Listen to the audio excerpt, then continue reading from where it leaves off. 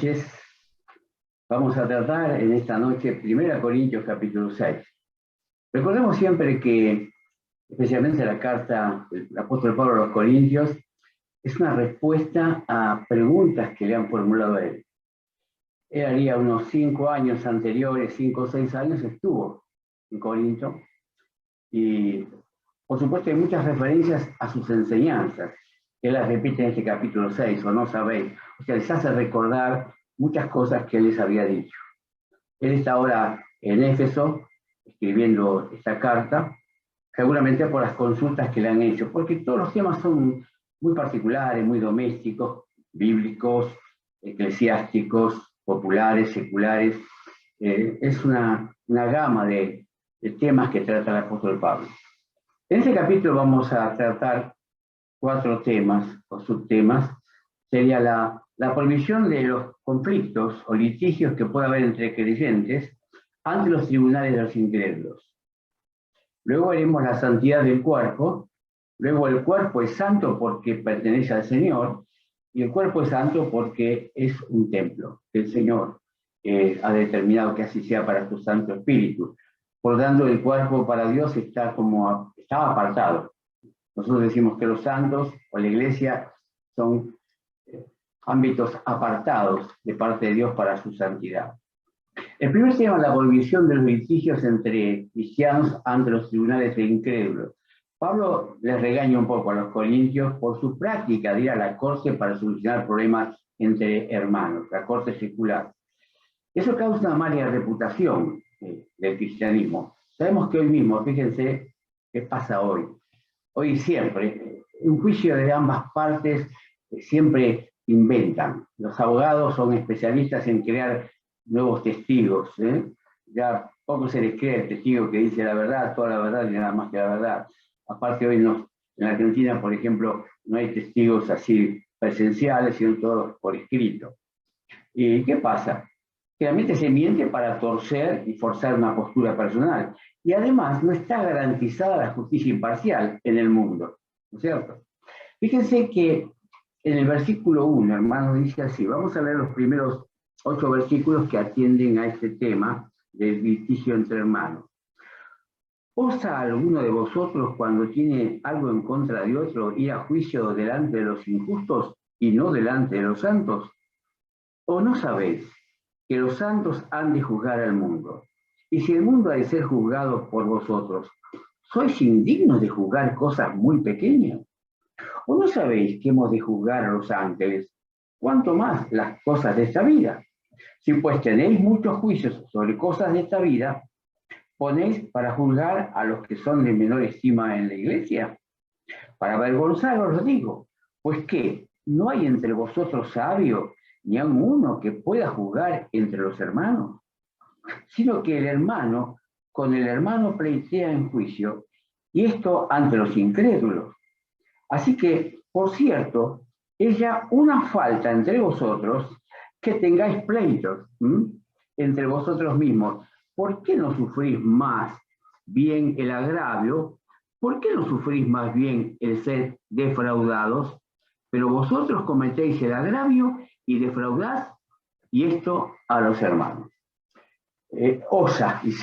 Osaos, se atreven, dice, implica que esto es incompatible con la fe. Como nosotros, vamos a usar la primera persona del plural, que a mí me gusta mucho, nosotros siendo cristianos, siendo los justos, estamos frente a jueces injustos o incrédulos. Aún los judíos jamás presentaron una causa ante los gentiles. Hoy mismo hay muchos problemas que, mismo en tiempo del Señor Jesús y del apóstol, se resolvían en la sinagoga. Los problemas domésticos, familiares y sociales se resolvían en la sinagoga por los sacerdotes. Se consideraba una blasfemia ir al tribunal pagano. Por supuesto, los cristianos gentiles, al cual Pablo estaba escribiendo, no conocían otra forma, porque siempre se manejaron de esa manera, ¿verdad? Y esta expresión, en el versículo 2, no sabéis, y la repite 6 veces en este capítulo. Y la repite mucho, sabiendo esto, siempre apela a la memoria y al conocimiento. Yo siempre recomiendo un libro muy lindo de John Stott, hermano. Es pequeño y es interesante porque habla de la importancia de la mente en la vida del cristiano. Cuando uno lee, usa la mente. Cuando uno memoriza, usa la mente. Cuando uno habla, usa la mente. En el original de este libro de John Stott, este pastor anglicano, es la importancia de la mente en la vida del cristiano. Es de la editorial Certeza. Yo lo recomiendo.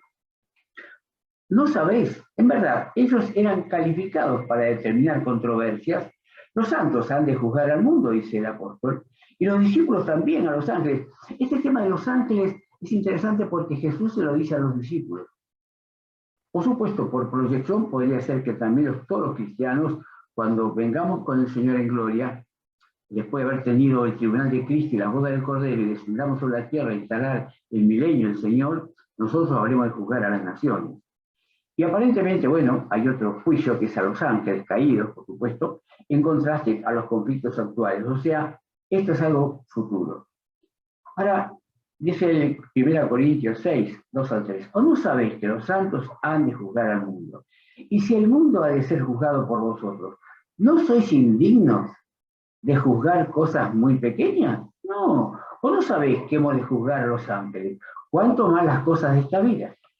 Si somos capaces de pronunciar el destino de hombres y ángeles, un grupo innumerable, evidentemente va a ser algo, no sé cuánto tiempo llevará el juicio, ¿cierto? Creo que va a ser más corto que los juicios humanos. Ciertamente deben ser capaces nosotros, los cristianos, de juzgar cosas menores y de menos importancia. Y solo entre hombres, cosas muy pequeñas, las que tienen que ver con propiedad, negocios, ofensas, sin consecuencia en comparación a las realidades eternas. Fíjese que si vamos a juzgar a los impíos, a las naciones, y vamos a juzgar a los ángeles, ¿qué controversia, qué problema humano puede ser comparable a ellos? Una cosa muy pequeña. Y Dios dice que nos ha dado sabiduría e inteligencia para muchas cosas. ¿Cuánto más el Señor ha destinado a los hombres de Dios para poder dar una opinión, juzgar y orientar? Ustedes saben que en la resolución de conflictos hay varias figuras de aquel que interviene para mediar. Está el mediador, escucha a ambas partes y da una recomendación. Las partes tienen que resolverlo después. Y está también el árbitro, como en un equipo de fútbol. Lo que el árbitro dice se hace, se cumple. Él ve la jugada, un observador ve y escucha las opiniones de uno y otro, y luego determina qué hacer. Y ambos tienen que obedecer. Es como el caso de un juez. Por eso a los referees también se les llama juez, ¿no? Se supone que vamos a juzgar a los ángeles caídos, como decíamos, ¿no? Y dice el versículo 4, si pues tenéis juicio sobre las cosas de esta vida, ¿ponéis para juzgar a los que son de menor estima en la iglesia? O sea, si nosotros somos capaces de juzgar situaciones de la vida, además, nosotros tenemos opiniones, hermanos, de la actualidad nacional y mundial, porque no tenemos fanatismo social y cristiano, no tenemos fanatismo político, por ejemplo, ni orientación en ese sentido, y analizamos lo que está sucediendo en el mundo, más en estos últimos tiempos. Emitimos un juicio, damos una opinión. Más aún, nosotros sabemos que en nuestro contacto diario la gente comenta lo que estamos viviendo y sabiendo las referencias espirituales que uno tiene, ¿qué piensa? ¿Qué dice la Biblia? ¿O qué dice Dios? ¿O qué dicen ustedes, los cristianos, de esto que está sucediendo? Por supuesto, tenemos que ser muy cautos y ser muy medidos en la opinión, pero evidentemente estamos diciendo que se acercan los últimos tiempos y que hay cosas que están sucediendo ahora que en mayor medida y catastróficamente ocurrirá en el futuro porque está señalado por la palabra de Dios. Versículo 7. Así que, por cierto, es ya una falta entre vosotros que tengáis pleito entre vosotros mismos. Hermanos, ¿cuáles son los pleitos? Nosotros no tenemos quizás pleitos de propiedad, de negocios, de asociaciones. Podría haber alguno. Pero ¿cuál es el pleito que más se da en la iglesia? Los pleitos que más se dan en la iglesia. Las confrontaciones, las no confrontaciones. Y cuando digo no confrontaciones es el comentario que a veces me dicen, no me saludó, ni me mira, no existo. Hermanos, eso es un pleito. A veces parte de una sola persona, pero es un conflicto. Y eso atañe a la comunión entre dos hermanos y también afecta al resto de la congregación. Porque ambos hermanos tienen el Espíritu Santo. Y según Efesios capítulo 4, cuando ocurren estas situaciones de varios pecados pequeños que podemos estar cometiendo, que el Espíritu Santo sabe que son, y más si lo cometemos para con un hermano, ese espíritu se contrista. No lo vamos a pagar al Espíritu, pero sí, evidentemente, no puede transmitir el gozo como quisiera el Señor en los corazones, porque hay un conflicto. Así que es ya una falta si sufrir más bien el agravio. La fe cristiana requiere que los hijos de Dios a veces sufran injustamente, con paciencia. Hay un pasaje en 1 Pedro que muchas veces lo hemos considerado. 1 Pedro 2:20. Pues está referido a veces a la persecución que el cristiano sufre en el mundo. El escarnio, la burla, o a veces la persecución, como se vivió en la iglesia primitiva o se vive hoy en algunos países del este de Asia y de Europa. Pues qué gloria es si pecando sois abofeteados y lo soportáis. Mas si haciendo lo bueno sufrís y lo soportáis, esto ciertamente es aprobado delante de Dios. Por supuesto, dice, qué gloria es si uno, habiendo pecado, cometió una falta, es castigado. No es ninguna gloria, eso le sucede a cualquiera. Pero generalmente la injusticia se comete con los cristianos en pequeñas cosas. A veces son comentarios que se pueden tener en el trabajo, en la escuela, a veces comentarios con ánimo de menoscabar, de avergonzar. Sin embargo, ¿qué fue lo que avergüenza? ¿Qué es lo que pretenden demostrar el mundo sobre el cristiano? Y le molesta que seamos correctos, que respetemos las normas, las reglas. Y a veces los jóvenes en la escuela se ve, el joven que es estudioso, que no se mete con nadie, a él le hacen bullying. Y bueno, es algo que puede ser no cristiano también el que sufra el bullying, ¿no? Pero el cristiano que ya tiene esas raíces, lo va a sufrir muchas veces. Si los creyentes involucrados no pueden ponerse de acuerdo, mejor ser defraudado, dice el Señor. Nos cuesta obedecer, pero tenemos que hacerlo. Pensamos que habrá alguna excepción en este principio. En mi caso, no, yo no puedo soportar esto, yo no puedo aguantar la burla o la prueba, o esta falta, o este juicio para conmigo. Pero vosotros agraváis y defraudáis. Fíjense qué tremendo, cómo conocía al apóstol Pablo. Dice el versículo 7 al final. ¿Por qué no sufrís más bien el agravio? ¿Por qué no sufrís más bien el ser defraudado? Versículo 8, perdón. Pero vosotros cometéis el agravio y defraudáis, y esto a los hermanos. Tenemos que, sin justificarlo, reconocer que los cristianos de Corinto eran todos gentiles, que venían de una cultura que muchas veces hemos dicho desastrosa moralmente hablando en todos los sentidos, entre los griegos. Por lo tanto, en poco tiempo, porque una cosa es que las personas se conviertan y otra cosa es que crezcan en la vida cristiana. En aquel tiempo nadie tenía una Biblia en su casa para seguir leyendo y creciendo. Tenían que escuchar a los apóstoles. Y evidentemente a veces no todos podían escuchar el mismo mensaje. Y a veces no había forma de repetirlo. No había grabaciones, no se escribía. Entonces Pablo apela a veces a la memoria de los hermanos, ¿cierto? El segundo punto, el segundo párrafo que tenemos es el párrafo del 9 al 12, que habla de la santidad del cuerpo. Estos dos temas, por ejemplo, el tema de juicio y el tema de santidad, también lo tocamos en el capítulo anterior, el 5. Son similares las formas de enfocar la problemática. No olvidemos que es toda una carta, que los capítulos y versículos han sido solamente creados posteriormente, cerca del siglo IV, por el hecho de poder identificar un párrafo, pero es toda una carta.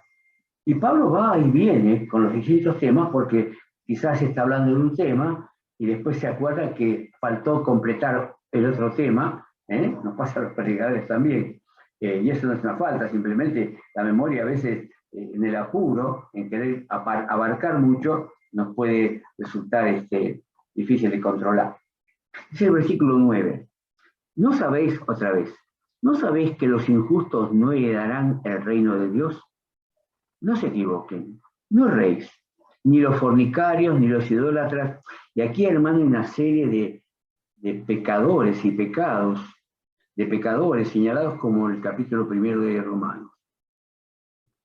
Ni los fornicarios, ni los idólatras, ni los adúlteros, ni los afeminados, ni los que se echan con varones, ni los ladrones, ni los avaros, ni los borrachos, ni los maldicientes, ni los estafadores heredarán el reino de Dios.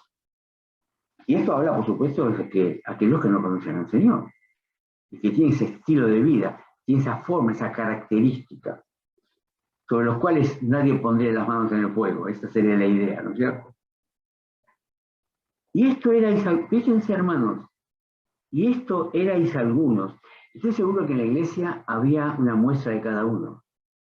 De los pecados que hemos señalado, en la iglesia había, porque era común de la cultura griega, y más en los temas de inmoralidad. Por eso Pablo en el capítulo 5 señala algo que se había pasado por alto, no.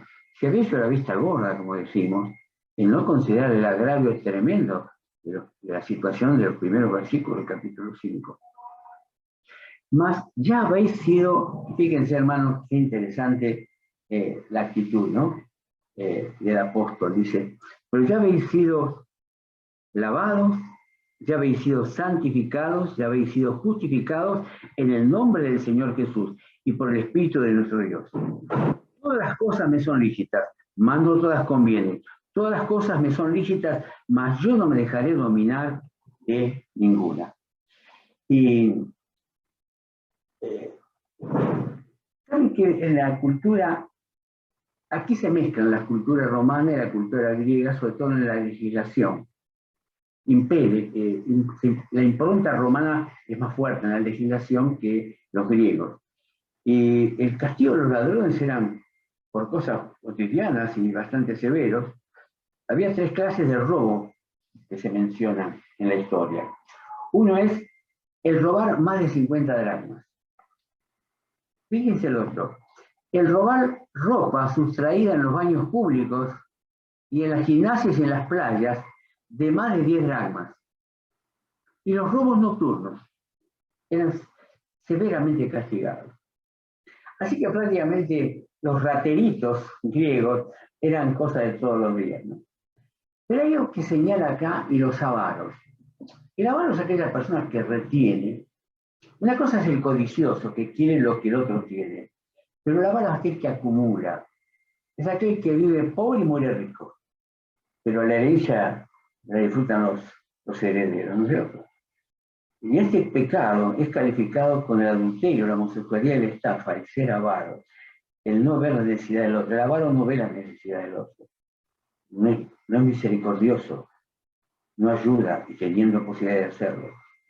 Y esto erais algunos, recalca el apóstol Pablo, y ya habéis sido lavados, santificados y justificados, lavados del pecado, santificados porque el Espíritu Santo vino a vivir en nosotros, y justificados delante de Dios por la obra de Jesucristo en la cruz del Calvario. Esto nos remonta a Romanos capítulo 5, ¿verdad? Cristo nos transforma. Por eso es maravilloso escuchar, y me gusta mucho escuchar a los pastores que trabajan en las cárceles, cómo Dios transforma a las personas. Y creo que en la cárcel hay mucho de todo esto. Y fuera de la cárcel también. Sin embargo, la cárcel hace reflexionar mucho más. Se necesita disciplina contra el abuso del cuerpo. El capítulo 6, este capítulo 6, del versículo 12 en adelante, nos habla, ¿sí?, de el abusar del cuerpo, que es un pecado grave, porque es un templo de Dios, el cuerpo es santo, ha sido purificado y justificado, como hemos leído, y pertenece al Señor. Vamos a leer entonces el versículo 13 en adelante. Las viandas para el vientre y el vientre para las viandas, pero tanto el uno como el otro lo destruirá Dios. Pero el cuerpo no es para la fornicación, sino para el Señor, y el Señor para el cuerpo. Y Dios, que levantó al Señor, también a nosotros nos levantará con su poder. Fíjense este tema que también Pablo trata en Romanos capítulo 8. El mismo poder que levantó a Cristo de la tumba nos resucitará a nosotros. ¿No sabéis, otra vez, no sabéis que vuestros cuerpos son miembros de Cristo? Miembros del cuerpo de Cristo, de la iglesia. ¿Quitaré pues los miembros de Cristo y los haré miembros de una ramera? Es como si fuera un trasplante. De ninguna manera, de ningún modo. ¿O no sabéis? Que el que se une con una ramera, y no hace falta, creo que esta expresión es muy específica, pero no hace falta unirse con una ramera para cometer un pecado de fornicación o de adulterio. Puede ser una persona que no haya cometido otro pecado que el que esté cometiendo con el cristiano. Una sola vez en la vida, pero ya cometió fornicación y comete adulterio. Que el que se une con una ramera es un cuerpo con ella, porque dice, los dos serán una sola carne. El vínculo sexual hace una sola carne. No hace la decisión, por ejemplo, que se habla mucho cuando se habla de un casamiento y dejará a su padre y a su madre, dice Génesis, y se unirán y serán una sola carne. Y siempre pensamos en el matrimonio, que solamente el matrimonio hace del hombre y la mujer en el vínculo sexual una sola carne. Pero acá me parece que no. Nos está diciendo que cualquier vínculo sexual es una unión carnal y es una sola carne. Pero el que se une al Señor, un espíritu es con él. Fíjese qué gran diferencia de una unión sexual pecaminosa, condenada por Dios, a saber que tenemos ya. Es como si hiciéramos un trueque. Decimos cuando hablamos de Romanos capítulo 6, y Pablo ahí lo habla, lo comienza a hablar a final del capítulo 5, que bueno, como vivimos en la gracia, pequemos para que la gracia abunde. No es eso. Cuando el apóstol Pablo explica el pecado, no los pecados del capítulo 5 para atrás, que son los pecados que nos condenaban como pecadores. Ahora es el pecado del cristiano en singular. Y él hace esta figura.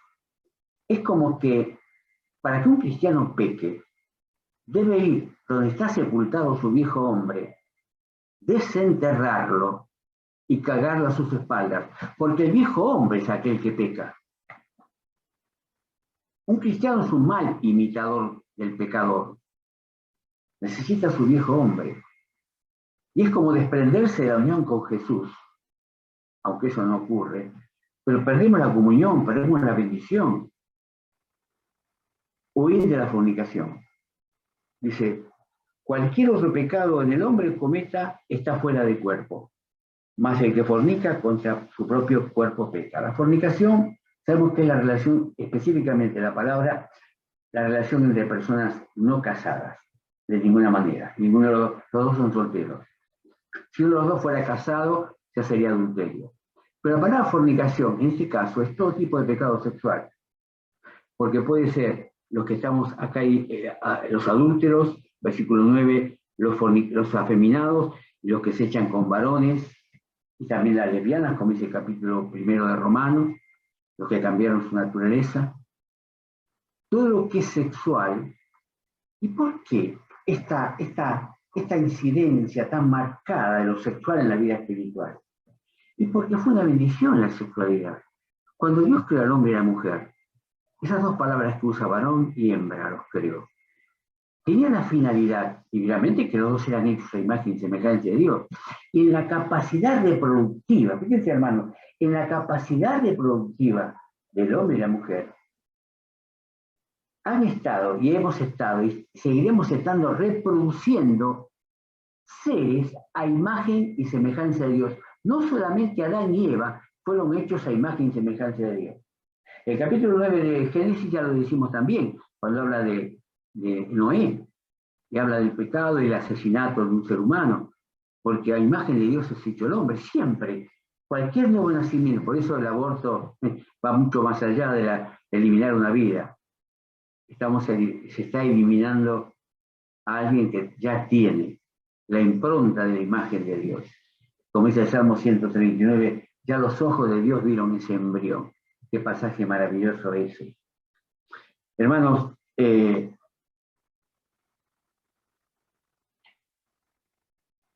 versículo 19 al 24 va a hablar de lo que significa el cuerpo y la relación con el matrimonio. Dios estableció el matrimonio, por supuesto.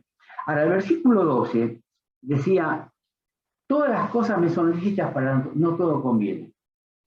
¿Estamos guardando nuestro testimonio entre los inconversos? ¿A qué dedicamos nuestros talentos, dinero y tiempo? No me dejaré dominar. Hermanos, a veces hay cosas ilícitas, pero no convienen. Por el ambiente donde se desarrollan, o a dónde nos llevan, o con quién a veces las estamos compartiendo. Hay cosas que parecen buenas, pero siendo quizás buenas, nos arrastran a lo malo. Para eso tenemos la sabiduría y el conocimiento del Señor para darnos cuenta. Allí en Primera Corintios capítulo 10, versículo 13, dice, no os ha tomado tentación que no sea humana. O sea, cualquier ser humano es tentado, pero más fiel es Dios que dará juntamente con la tentación la salida. Eso significa que nos hace ver el peligro, nos anticipa que ese camino nos lleva a caer pesadamente en el pecado, y si no nos permite huir del pecado. No es cobardía huir del pecado. Pablo le decía a Timoteo, huye de los deseos sexuales, de los deseos juveniles. Y los deseos juveniles, hermanos, ¿por qué se llaman juveniles? Porque aparecen con el tema de la pubertad, con todo el sistema de la explosión hormonal. Pero los deseos juveniles se llaman así porque aparecen en esa edad, pero acompañan al ser humano en toda la vida. A veces podemos ser comprensibles con un joven que comete un pecado sexual, por su ignorancia, por su incapacidad, por su madurez. Por supuesto, si es miembro de la iglesia tendrá que ser disciplinado. Pero es muy triste cuando el tema de los pecados sexuales hay una conducta infantil, juvenil, en personas grandes. Ya no es los deseos juveniles, son los deseos del pecado, del adulto. Pero justamente, un cristiano que cae en ese tipo de pecado es como que tiene un retroceso, una inmadurez, un volver atrás, un dejar de madurar, dejar de crecer, volverse un niño, en ese sentido, con incapacidad de poder valorar lo que tiene delante, ¿no es cierto? No me dejaré dominar de ninguna cosa, aunque sea buena. Hay dos cosas que últimamente siempre estuvieron, pero últimamente mucho más. Y a mí me pone muy triste cuando este tipo de fanatismo domina al creyente. Una es la política y otra es el fútbol. Yo veo que a veces, sobre todo lo que es más latente, lo que está más a la superficie es el fútbol. El fanatismo que existe y a veces la rivalidad que existe en algunos equipos de zona, puede ser en cualquier barrio, que son dos equipos y se sacan los ojos entre ellos, no solamente son los grandes equipos que son eternos rivales, se dice de muchos, pero hay eternos rivales en todo el país y en todos los países hay eternos rivales, ¿no? Pero a veces veo que el comportamiento, por ejemplo, que tienen los que se llaman barra brava, es una civilización que, hasta te digo, un cristiano en una cancha, no estoy juzgando que vaya a la cancha, pero es un ambiente que no es agradable ni es beneficioso. Evidentemente, uno puede ser simpatizante, pero también tiene que ser justo. Y fíjense que como hablamos al principio de la justicia, los hombres no son justos, somos injustos, mismo en la justicia secular, ¿no es cierto? Por eso no debemos dejarnos de dominar por ninguna cosa, por más que sea una actividad inocente como puede ser la deportiva, no es ya tan inocente si nos domina. El cuerpo santo porque pertenece al Señor, versículo 13 en adelante, lo hemos leído ya. Y dice el versículo 19, y también es santo porque es templo del Espíritu Santo, ¿verdad? Dice la palabra, ¿o ignoráis que vuestro cuerpo es templo del Espíritu Santo, el cual está en vosotros, el cual tenéis de Dios, y no sois vuestros, porque habéis sido comprados por precio? Glorificad pues a Dios en vuestros cuerpos y en vuestro espíritu, los cuales son de Dios. El cuerpo es templo del Espíritu Santo, así que no debe ser profanado ni manchado. El cuerpo es comprado por Dios a precio de sangre, no nos pertenece, es solo prestado por unos años. Y el fin es glorificar a Dios con nuestros cuerpos. Somos obligados a seguir su dirección y no gratificar a la carne. y en nuestro espíritu, los cuales son de Dios. Cuerpo y espíritu. Por supuesto, está involucrado en ese cuerpo la mente, que es función del cerebro. El cristiano no debe dejarse dominar por nada. Nuestra fe nos hace libres, no para pecar, sino para no pecar. Pero vamos a resumir, no se asusten, capítulo 5 y capítulo 6. A veces asustan y con eso terminamos, ¿no? Como se dice el predicador, con eso terminamos. La disciplina, como se trata tanto en el capítulo 5 como en el capítulo 6, contra la inmoralidad de los hermanos, causa la purificación de la iglesia. La disciplina abarca no solamente al pecador, sino también es aplicada como una advertencia al resto de la congregación. Y la purificación produce poder. Dios obra luego de la purificación. Aunque cueste ser defraudado, hemos aprendido, no acudir a los tribunales evita blasfemia de los inconversos y una mala reputación para la iglesia. Y por último, el cuerpo del creyente es santo y merece el uso correspondiente. Fíjense que el mundo se aboca al cuerpo tremendamente. Fíjense la cantidad de publicidad que hay referida al cuerpo. Las cremas, los equipos de gimnasia, la alimentación. En el mundo se valora el cuerpo, pero ¿para qué? Por un egocentrismo, para sentirse bien. Y la medicina trata de prolongar los años, pero resulta que la Biblia siempre es la misma. Y la vida del hombre, que puede tener un rendimiento en aportes sociales hasta los 70 años, y los más fuertes con alguna dificultad a los 80, y después algunos llegarán un poquito más. Pero la ciencia más de eso no puede avanzar. Ya le cuesta ocuparse de las enfermedades los primeros años de vida del ser humano, se imaginan tratando de prolongar su vida. El cuerpo del creyente es santo y merece el uso correspondiente. Ninguno puede ser demasiado puro. Cuando el diablo nos tienta, tenemos que recordar el sufrimiento del Calvario, cuyo propósito fue la pureza nuestra. Que Dios nos ayude, hermanos, y refresquemos nuestra memoria con estos pasajes tan claros y introduzcámonos en la iglesia de Corinto. Sentémonos en los bancos y escuchemos el mensaje del Señor a través del apóstol Pablo. Dios nos bendiga.